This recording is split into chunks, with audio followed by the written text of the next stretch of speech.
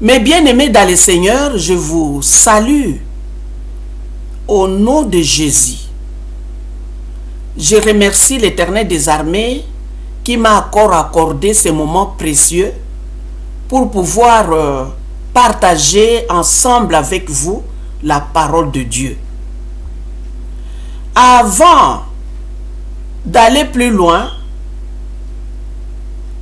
j'aimerais vous inviter à vous joindre à moi, car nous voulons nous aligner derrière le président de la République, lui montrer qu'il n'est pas seul. Et aussi, nous voulons surtout prier pour nos forces armées qui se battent à l'est du pays pour défendre notre pays, le Congo, et aussi défendre la vie des Congolais qui habitent à l'est du pays. Amen. Nous allons prendre l'exemple biblique dans le livre de l'Exode, chapitre 17. Cet homme de Dieu, le serviteur de Dieu Moïse, malgré que Dieu était avec lui, malgré qu'il parlait avec Dieu face à face, et Dieu lui parlait face à face, cet homme a eu aussi des guerres dans sa vie. Quand il conduisait le peuple israélite vers la terre promise, il y a eu un homme, un roi, Amalek, qui s'est levé pour se battre contre les Israélites. Amen. Alors, Moïse n'a pas voulu se laisser faire. Moïse s'est adressé à Josué.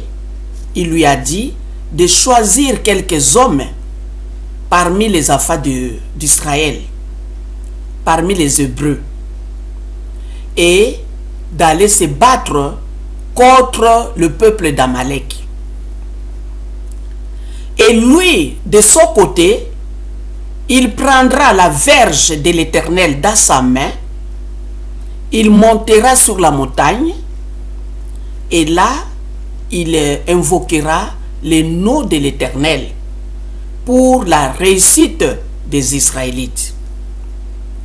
La parole de Dieu nous dit que quand les mains de Moïse étaient levées vers le trône de l'Éternel, les Israélites étaient forts. Ils gagnaient la guerre. Et quand les mains de Moïse étaient fatiguées, il baissait les mains. Les Israélites perdaient la guerre. Et c'est le peuple d'Amalek qui devenait fort. Dans ces cas, Aaron et Hur, les deux hommes, ils ont bien réfléchi. Ils ont pris la pierre. Ils ont mis la pierre en dessous de Moïse. Et Moïse était assis sur cette pierre-là. Et Aaron a tenu la main de Moïse en l'air. Et aussi Hur a tenu l'autre main de Moïse en l'air. Parce qu'ils ont constaté que quand les deux mains sont levées vers le trône de l'Éternel, leurs frères gagnaient la guerre. C'est pourquoi nous avons pris cet exemple biblique qui est la véritable histoire qui s'était passée. Et comme c'est Dieu n'a pas changé, il est le même, nous allons nous aligner aussi derrière notre président de la République. Surtout, nous allons implorer la grâce de Dieu par des prières et des supplications afin que l'armée congolaise, nos FARDC qui se battent à l'est du pays, qu'il puisse rapporter la victoire. Amen. Hein? La pierre dans laquelle Moïse était assis, cette pierre-là, aujourd'hui, c'est Jésus. Jésus est la pierre angulaire qu'ont rejeté ceux qui bâtissaient. Et au nom de Jésus, nous allons tous prier afin que Dieu puisse confondre nos ennemis qui viennent nous attaquer sans cause. Amen. Les ennemis, les rebelles qui égorgent nos frères et sœurs, éventrent les femmes enceintes, décapitent les jeunes, les bébés, ces gens-là, que Dieu puisse les confondre. Amen. Ces gens-là ont le sang des Congolais dans leurs mains. Que Dieu puisse réellement le punir à cause de leurs mauvais actes. Amen. Prions l'Éternel. L'Éternel des armées, notre Père céleste, nous t'adorons. Nous te remercions infiniment. La parole de Dieu nous dit que tu es le même hier, aujourd'hui, éternellement. Dieu qui a été avec Moïse, c'est toi qui es avec notre président Félix aujourd'hui. Et c'est toi aussi, l'Éternel des armées, qui est avec notre armée congolaise aujourd'hui. Seigneur, nous implorons ta grâce, que tu puisses soutenir nos soldats qui se battent contre les rebelles. L'Éternel des armées, que tu puisses confondre les rebelles qui viennent tuer les Congolais qui sont tranquillement dans leur pays. Notre Père céleste, nous implorons ta grâce, Papa. Nous avons que toi, l'Éternel des armées. Nous voulons que l'Éternel des armées, que le monde entier sache que toi, tu nous as aimés. Nous voulons que le monde entier sache que le pays là, que le président de la République a remis entre tes mains, que réellement ce pays-là, l'Éternel des armées, est contrôlé, est sous contrôle de l'Éternel. Mon Père, je te remercie infiniment que tu puisses, l'Éternel des armées, combattre nos ennemis. Que l'armée céleste rejoigne l'armée congolaise. Et que toutes les deux puissent détruire les ennemis, les rebelles qui viennent tous les jours décapiter nos frères et sœurs. Que les deux armées puissent vaincre les ennemis au nom de Jésus. Et nous te dirons et nous te disons merci notre Père céleste. Merci l'Éternel des armées. Toi qui règnes au siècle des siècles, règne dans les pays. Règne dans les pays du Congo. Et sois avec les Congolais. Mon Père, que ton nom soit loué, que ton nom soit glorifié au nom de Jésus. Merci Alpha et merci Oméga. Détruis nos ennemis. Détruis les rebelles. Notre Dieu, nous voulons avoir la paix. Nous voulons que les Congolais vivent dans leur pays, dans la joie et dans la paix. Au nom de Jésus. Les Congolais ne sont pas allés attaquer les pays voisins. Les Congolais sont dans leur pays. Et les voisins sont venus nous attaquer. C'est pourquoi l'Éternel, nous voulons nous défendre. Et nous voulons aussi que l'Éternel des armées, que tu puisses, l'Éternel, nous accorder la force. Comme tu avais accordé aux Israélites au temps de Moïse. Seigneur, bénis tous les Congolais. Et l'Éternel des armées prend contrôle de notre pays, le Congo. Que ton nom soit loué, que ton nom soit glorifié. Au nom puissant de Jésus-Christ, nous avons ainsi prié. Amen. Mes bien-aimés dans le Seigneur, ce qui a été fait dans les temps de Moïse, c'est ce qui s'est fait aujourd'hui. Amen.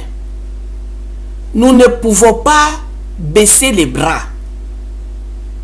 Même si nous n'avons pas d'argent pour donner à nos frères d'essai, mais nous pouvons les supporter par la prière. Et ce n'est pas seulement maintenant, nous devons faire ceci tous les jours.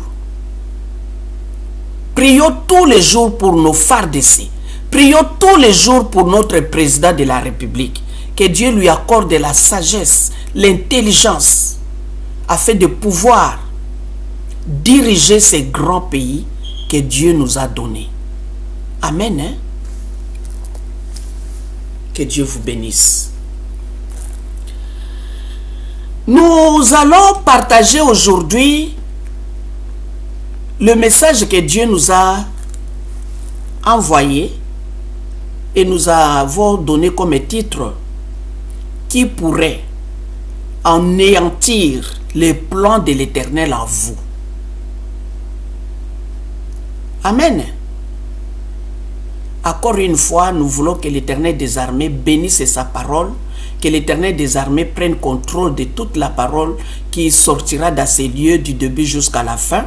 Et nous voulons aussi que l'Éternel des armées utilise sa servante pour pouvoir s'adresser à ses enfants. Bénis cette parole qui sort de la bouche de ta servante.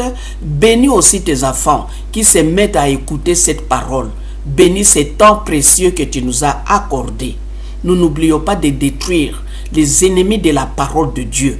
Que le feu de l'Éternel les consume tous au nom de Jésus. Les ennemis de la parole de Dieu, que le feu de l'Éternel les consume et les détruise une fois pour toutes au nom puissant de Jésus. Nous invoquons le Saint-Esprit de Dieu de nous assister du début jusqu'à la fin.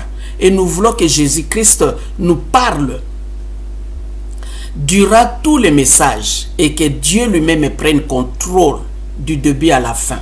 Au nom de Jésus. Amen. Mes bien-aimés dans le Seigneur, nous allons partager la parole de Dieu dans le livre de Genèse, chapitre 15. Dans le livre de Genèse, chapitre 15, on nous dit ici le pays de Canaan, promis à la postérité d'Abraham. Rappelez-vous le titre que nous avons donné, qui pourrait anéantir le plan de l'Éternel en vous. Et nous voyons ici comme titre le pays de Canaan, promis à la postérité d'Abraham. Nous voyons que Abraham, après avoir combattu les 5 rois pour délivrer le fils de son frère Lot et ses enfants, Abraham revenait, hein, il était de retour parce qu'il a vaincu les 5 rois, il les a combattus. Il revenait, il rentrait chez lui. Au cours de la route, il a rencontré un homme que nous appelons Melchisedec, qui est en quelque sorte le roi de Salem, le roi de paix. C'est toujours l'image de Jésus. Jésus aussi est le roi de la paix. C'est lui qui est venu nous apporter la paix. C'est lui qui est venu nous pardonner de nos péchés. Il est venu mourir sur la croix afin que nous soyons pardonnés, que nous ayons la paix avec notre Dieu. Ici, Melchisedec a rencontré Abraham et il a béni notre père Abraham. Et Abraham lui a donné la dîme de tout ce qu'il avait comme butin dans la guerre. Il avait gagné la guerre, il a pris tout ce que les ennemis avaient, tout était pour lui. Et après, il revenait pour rentrer chez lui. Melchisedec est sorti pour, en quelque sorte, les saluer. Mais les saluer là, c'est pour bénir encore Abraham davantage. Après avoir béni Abraham et après avoir lui donné sa dîme, Abraham est revenu chez lui. La nuit même, Dieu aussi est apparu pour dire à Abraham, ne crains point. Il lui a dit, je suis ton bouclier, ne crains point. Il a dit, pour ta récompense, je te donnerai ces pays. Ces pays, tes descendants posséderont ces pays. Ça, c'est ce que nous appelons qui peut anéantir le plan de Dieu qui est en vous. Qui peut l'anéantir? Qui peut arrêter le plan de Dieu? Ici, Dieu a promis à Abraham. Il lui a dit, ne crains point, je suis ton bouclier et ta récompense sera grande. Abraham répondit, Seigneur éternel, que me donneras-tu? Vous voyez, quand quelqu'un dort, quand quelqu'un a une situation qui trouble sa vie, même pendant le sommeil, la situation là est toujours en activité. Amen. Même pendant le sommeil, Abraham parvient à dire à l'Éternel, qu'est-ce que tu vas me donner au retour?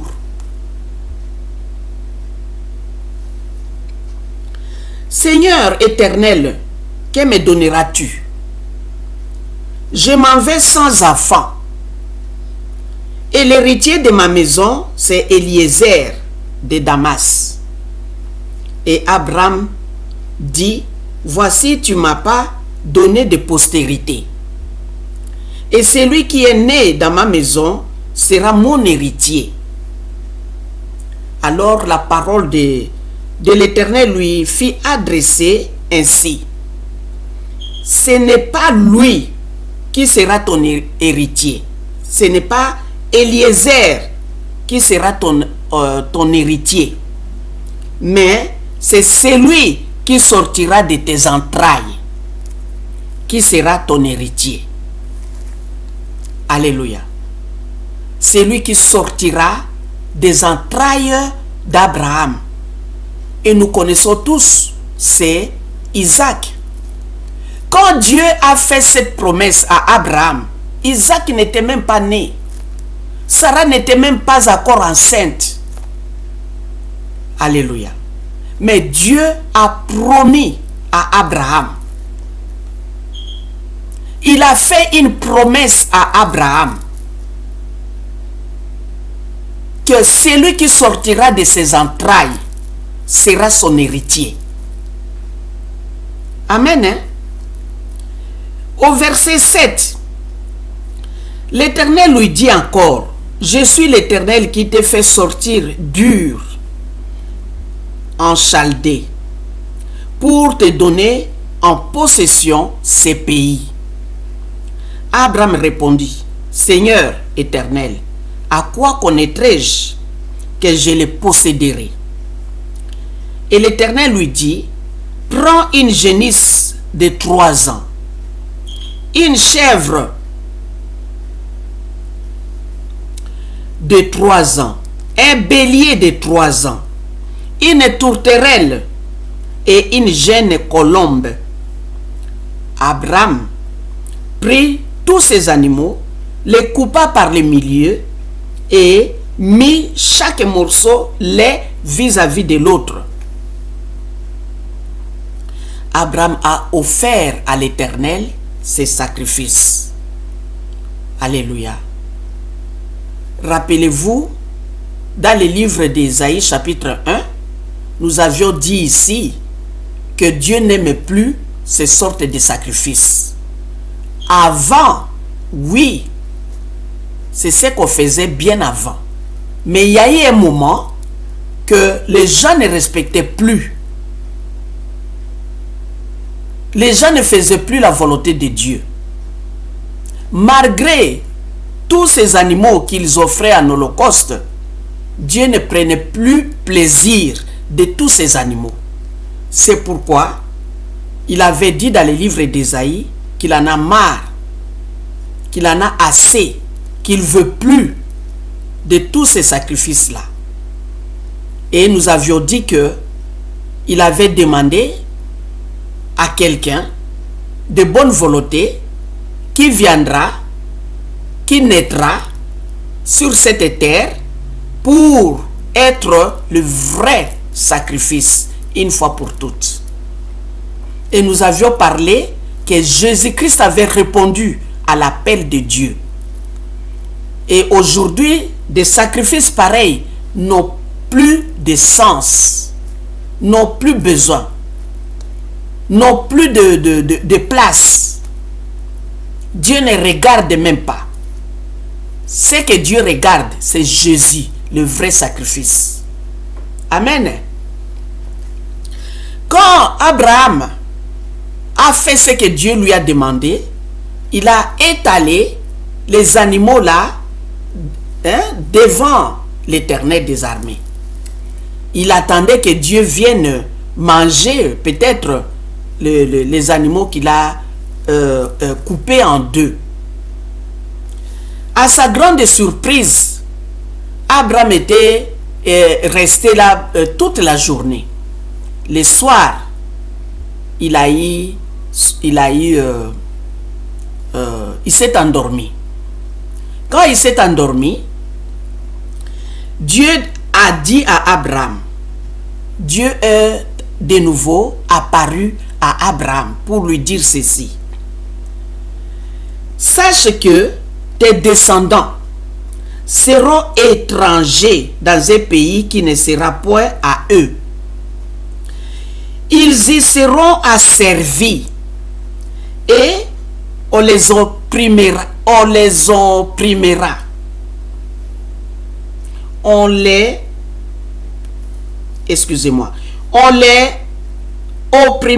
pendant 400 ans.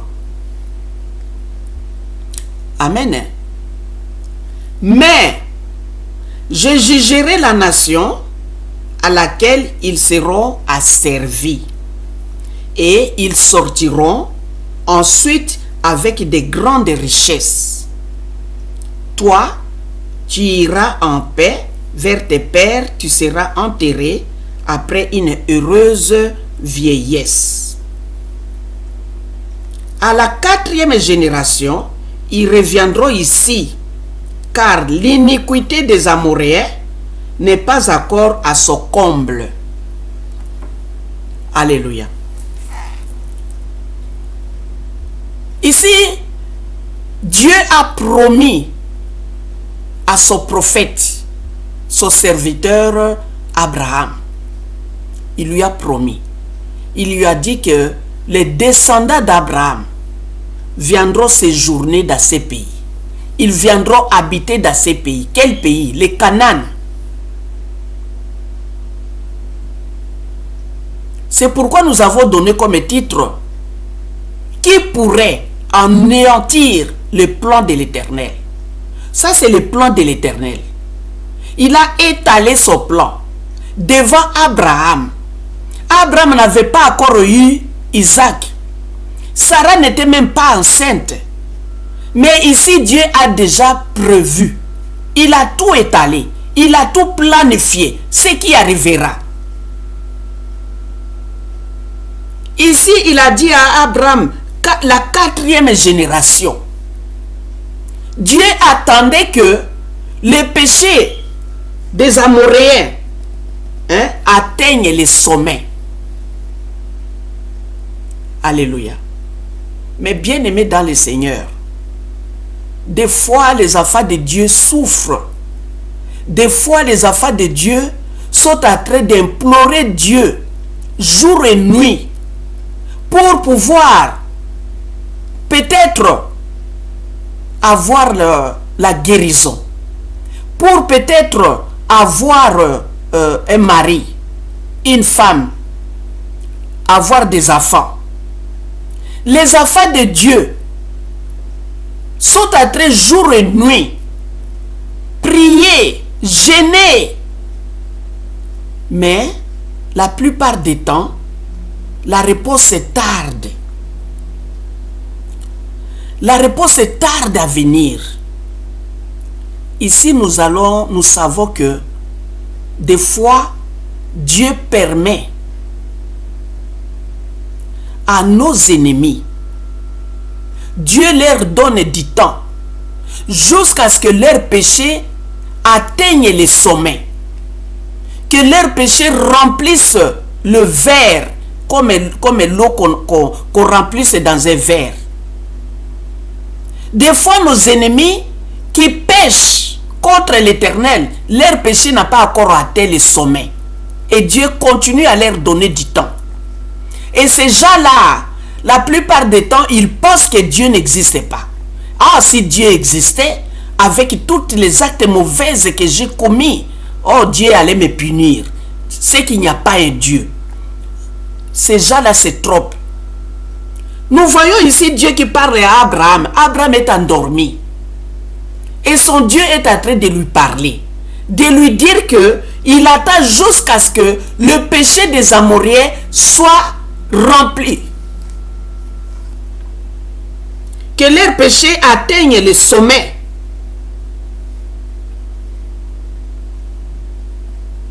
À la 4e génération, ils reviendront ici, car l'iniquité des Amoréens n'est pas encore à son comble.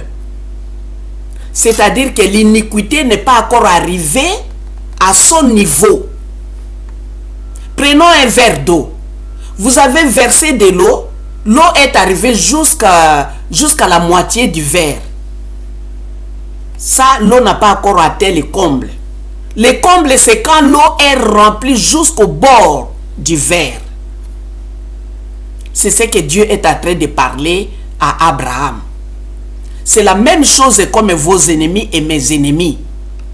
Ne croyez pas que ce que nos ennemis sont en train de faire, les ennemis physiques, les ennemis spirituels, tout ce qu'ils sont en train de faire, ne croyez pas que Dieu ne le voit pas et Dieu ne sait pas. Il sait tout. Dieu le voit. Mais il les laisse faire parce qu'eux ne sont pas sages ni intelligents. Ils pensent que Dieu n'existe pas. Ils sont en train de faire souffrir les enfants de Dieu et pensent que Dieu ne le voit pas. Qui pourrait anéantir le plan de l'Éternel en vous? Dieu a promis, il a dit la 4e génération des descendants d'Abraham reviendra habiter dans ce pays, le Canaan. Mais avant tout, ils seront esclaves dans un pays étranger. Un pays qui n'est pas le leur. Amen. Et nous savons tous que Jacob, avec sa famille, au nombre de 70 personnes, ils étaient entrés en Égypte. Nous connaissons tous l'histoire. Quand les enfants de Jacob ont vendu Joseph, et Joseph était en Égypte, c'est lui qui était responsable de tous les denrées alimentaires et aussi les responsables du peuple égyptien. Nous savons que les enfants de Jacob étaient allés en Égypte aussi pour chercher les vivres. Quand ils sont arrivés là-bas, Joseph les a reconnus. Eux qui avaient vendu Joseph, ils croyaient peut-être qu'il est mort depuis longtemps. Or, Joseph était encore en vie.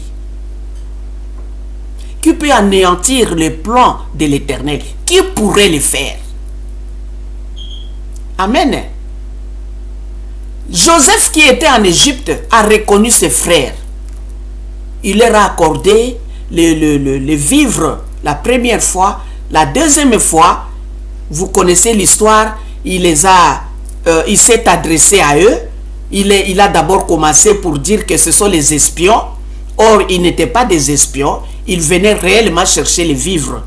Ils ont parlé, ils ont dit non, chef, nous ne sommes pas des espions. Notre père s'appelle Jacob et il est devenu vieux. Il nous a envoyés pour venir chercher les vivres car il n'y a rien à manger là où nous sommes. Et quand Joseph a vu que ses frères ne l'ont pas reconnu, au final, il s'est présenté que lui, il était Joseph, c'est lui qu'ils avaient vendu. Vous connaissez l'histoire, vous pouvez les lire dans les livres de Genèse, vous pouvez prendre dans le chapitre 45, lisez, vous verrez l'histoire, c'est vraiment une vraie histoire qui s'est passée à l'époque de Joseph. Et nous savons que quand Joseph a décidé que sa famille vienne en Égypte, ils étaient au nombre de 70. Jacob avec tous ses enfants et les petits-enfants, ils étaient au nombre de 70. Ils sont venus s'installer en Égypte. Par après, dans le livre d'Exode chapitre 1, ces gens-là ont commencé à se multiplier. Les Israélites se sont multipliés. Alléluia. Quand les Israélites se sont multipliés, le roi qui était après Pharaon, non, le roi qui est venu après, oui, après Pharaon, ce roi-là n'a pas reconnu Joseph. Et alors, ce roi s'est adressé aux Égyptiens, aux autorités, aux femmes qui accouchent les autres femmes. Il leur a dit, vous ne voyez pas que les Israélites se multiplient et ils sont plus nombreux, ils vont peut-être devenir très nombreux, et un jour, quand nous aurons peut-être la guerre contre nos ennemis, et les Israélites pourraient peut-être se joindre à nos ennemis pour nous attaquer et prendre notre pays. Alléluia. C'est pour vous dire que même le diable ne peut pas anéantir le plan de Dieu qui est en vous. Vous savez que chaque fois qu'on attaque le diable par des prières, des prières, des jeûnes et des prières, le diable va fuir et se réfugier où? Chez les autorités du pays. Il va se réfugier où? Chez quelqu'un que tu peux vraiment accepter ses conseils facilement. Rappelez-vous, quand le diable s'est attaqué à Job, le serviteur de Dieu, Job, que Dieu lui-même a témoigné qu'il était un homme intègre. Et le diable a demandé la permission pour aller attaquer Job, attaquer tous les biens, les enfants, il a tout détruit. Et il attendait que Job puisse insulter Dieu. Mais comme Job résistait, ne pouvait pas et ne voulait pas insulter Dieu, le diable est allé se réfugier chez la femme de Job. Et le diable a poussé la femme de Job pour dire à Job, insulte Dieu. Et nous allons partir. Regardez ce que Dieu a fait. Les 10 enfants sont morts. Tous les brebis, tous les animaux sont morts. Qu'est-ce que nous attendons encore de Dieu? Insulte-le. Le diable se réfugie toujours dans la personne que vous pouvez facilement accepter ses conseils. Mais heureusement que Job était réellement le serviteur de Dieu, un homme intègre. Il n'a pas accepté les conseils de sa femme. Insulter Dieu, il n'a pas voulu le faire. Amen. Ici, le diable est allé toucher les rois. Pharaon. Le pharaon qui n'était pas les... Ça, c'est l'autre pharaon qui n'a pas connu Joseph. Parce que le premier pharaon a travaillé ensemble avec Joseph. Mais celui-ci, après la mort du premier pharaon, l'autre là qui a remplacé n'a pas connu Joseph. Alors il a voulu tuer tous les enfants, les bébés mâles qui naissaient des femmes israélites. Et les femmes sages ont refusé cet ordre ignoble. Ils n'ont pas voulu accepter l'idée que le roi Pharaon leur avait donnée. Et à ce moment, les femmes sages ont sauvé beaucoup d'enfants israéliens. Amen. Et quand Pharaon demandait, pourquoi n'avez-vous pas tué les enfants mâles? Les femmes répondaient, les femmes israélites sont très rigoureuses, très fortes. Elles accouchaient avant que nous arrivions. La parole de Dieu nous dit que Dieu les a bénis. Dieu a béni leur maison. À cause de ça, ils ont épargné les enfants israélites. Ils les ont épargnés. Amen. Pendant cette même période, il y a une femme qui a aussi mis au monde son fils. Et elle avait peur. Elle a regardé, elle a dit, mon fils, il est beau. Si Pharaon apprend qu'il y a un garçon ici, il viendra peut-être le tuer. Il a gardé ce bébé-là pendant 3 mois avec elle. Après, il a voulu sauver son bébé.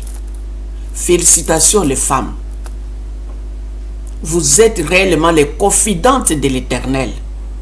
Vous avez participé au plan de l'Éternel. Amen. Vous avez vraiment contribué. Vous avez vraiment sauvé le plan de l'Éternel. Amen. Et cette femme a cousu un panier qu'il a bien fermé avec des matières spéciales pour que l'eau n'entre pas dans ces paniers-là. Et il a mis la couverture et bien, il a posé son bébé et il a confié le bébé à Myriam. Et Myriam est allée.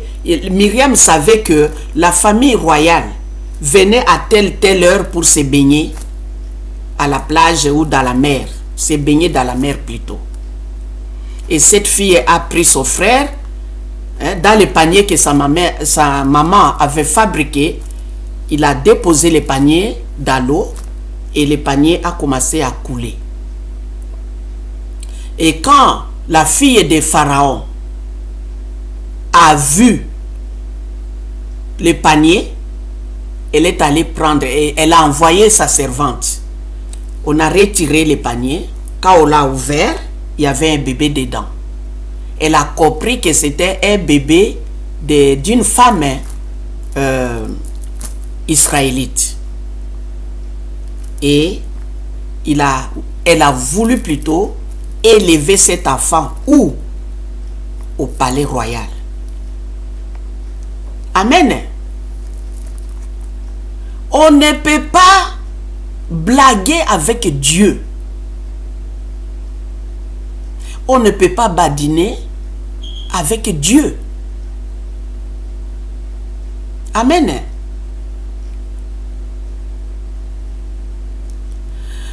Dieu a voulu que cet enfant soit élevé dans le palais royal.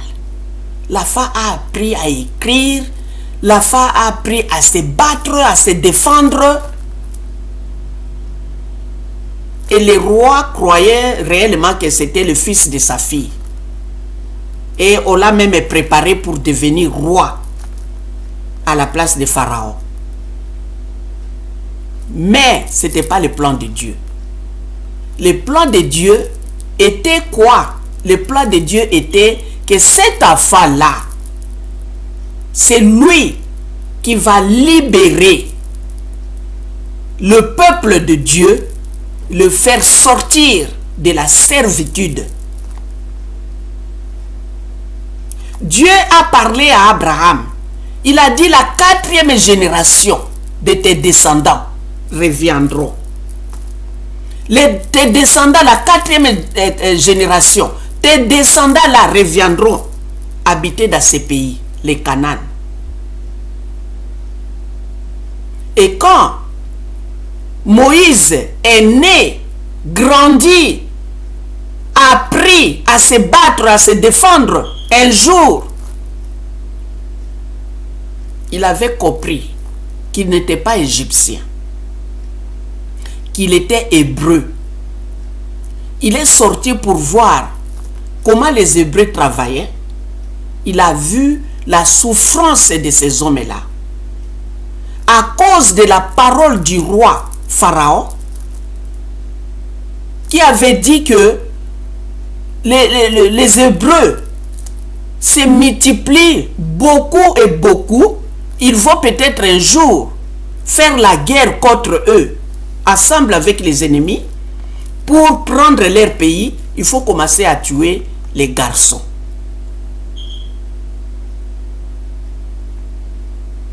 Alors on leur faisait souffrir.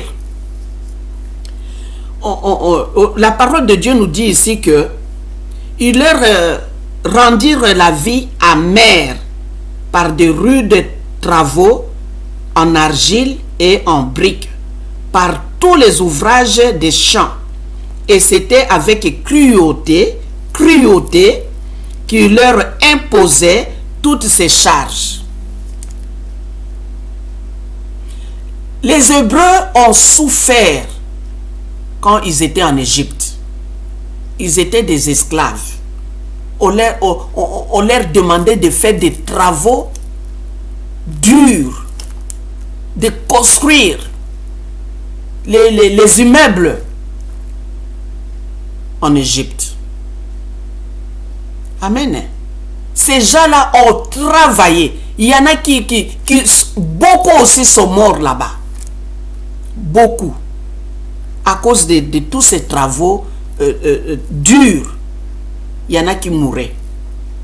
Un jour, quand Moïse est sorti pour aller les voir, visiter, il a vu que un Égyptien maltraitait un Hébreu.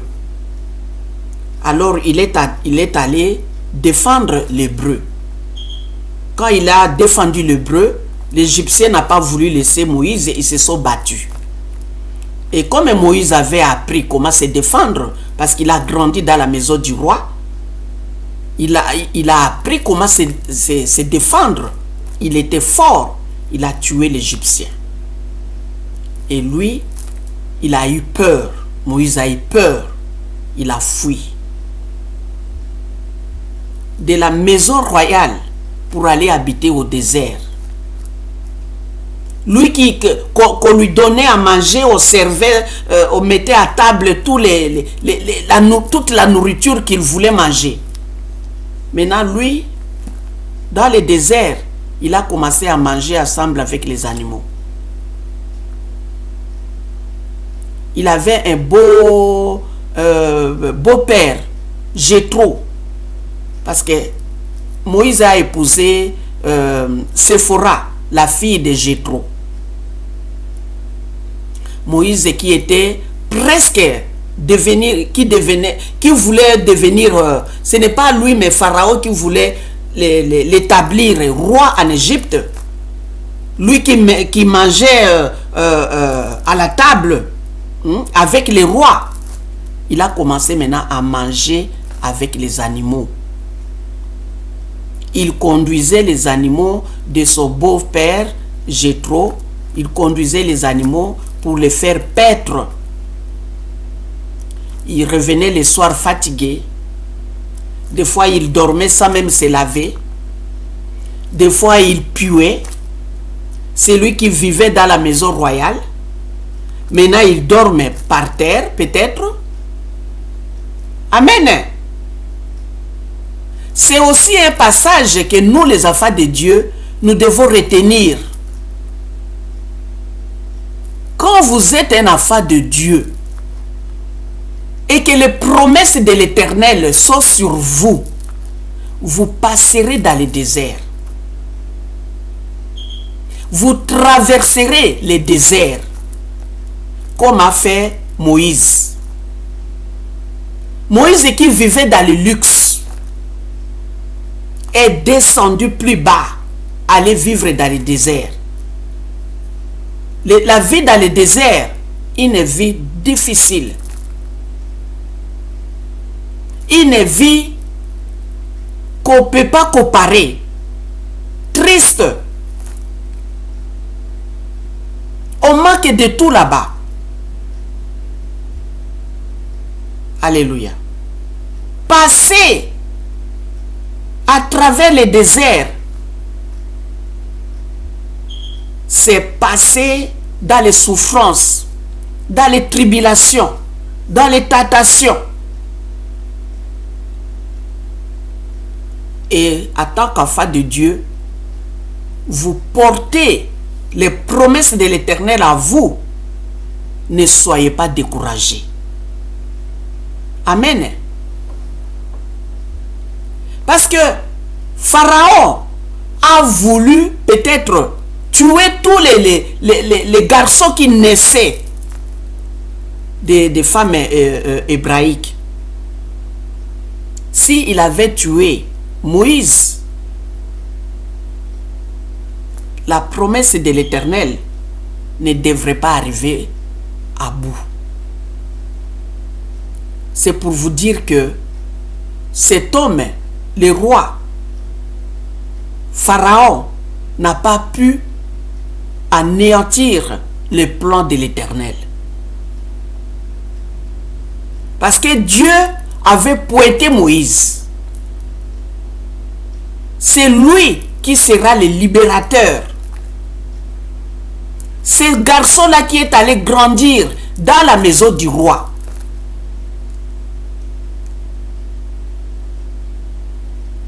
On ne peut pas jouer avec l'Éternel des armées. L'ennemi des Égyptiens, disons. Pour moi, Moïse, c'est l'ennemi ou quelque chose qui est contre les Égyptiens. Contre les actes que posaient les Égyptiens. Et cet homme est grandi où? Dans le palais royal.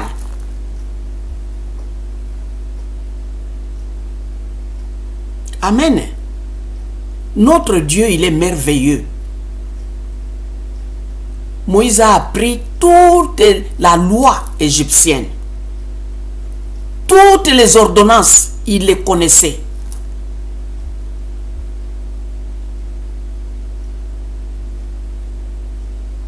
Et cet homme que Dieu avait planifié, que c'est lui qui va libérer les Israélites, Pharaon a voulu éliminer cet enfant. Mais le plan de Dieu, qui que vous soyez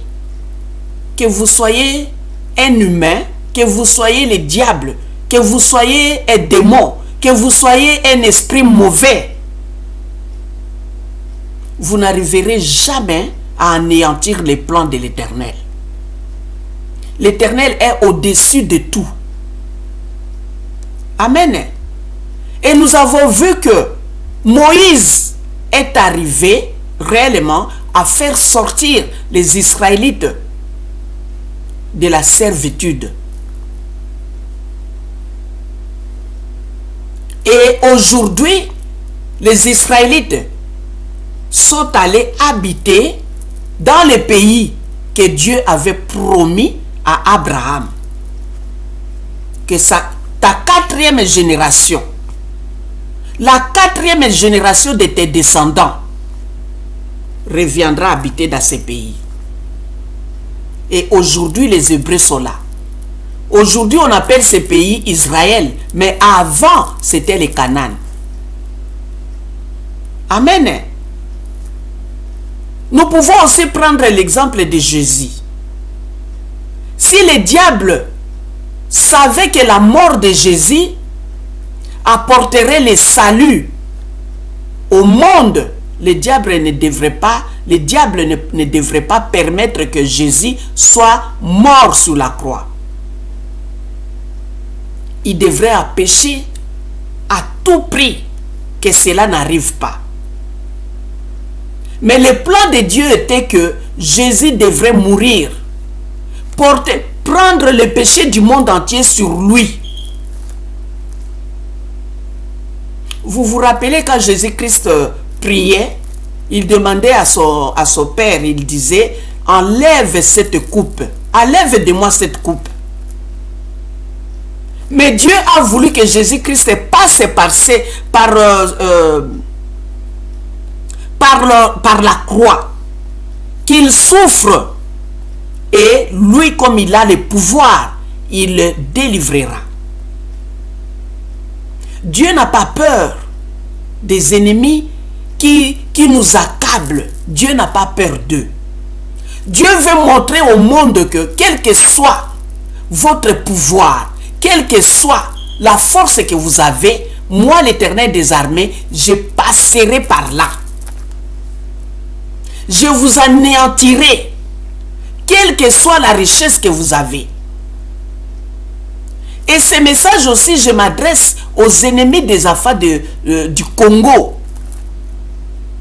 Les rebelles qui attaquent les Congolais, ils doivent connaître que Dieu n'a pas peur d'eux.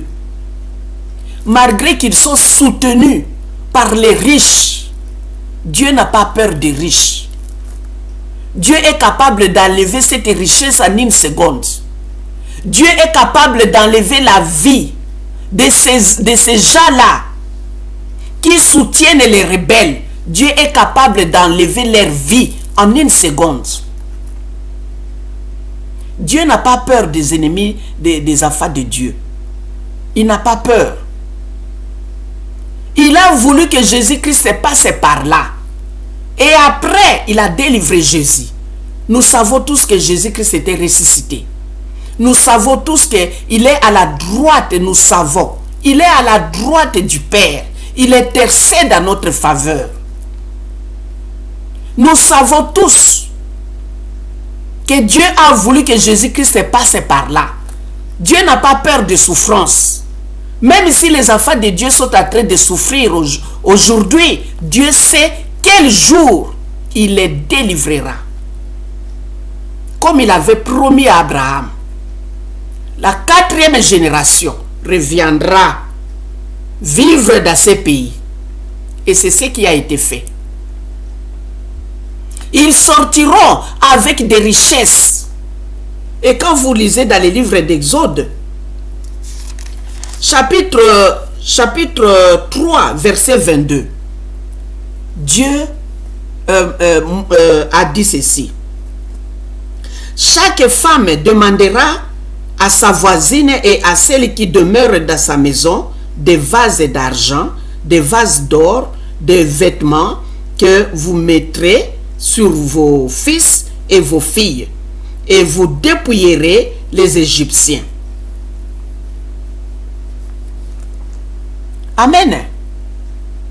C'est Dieu qui a donné le message à Moïse, et Moïse a transmis les messages aux enfants de Dieu. Et quand ils sont sortis de l'Égypte, ils étaient riches. Pardon. Ils étaient riches. Jusqu'aujourd'hui, les plus riches du monde, ce sont ces gens-là, les Israélites. Amen. C'est pour dire que le plan de Dieu, que ce soit le diable, est incapable d'anéantir le plan de Dieu. Le diable est incapable d'arrêter le plan de Dieu. Ce que Dieu a planifié finira par s'accomplir. Ce que Dieu a promis dans votre vie, ce que Dieu a planifié de faire de votre vie, il le fera. Continuez à rester toujours devant l'Éternel des armées. Priez toujours. Soyez toujours fidèles envers votre Dieu. Le plan qu'il a promis à vous finira par s'accomplir.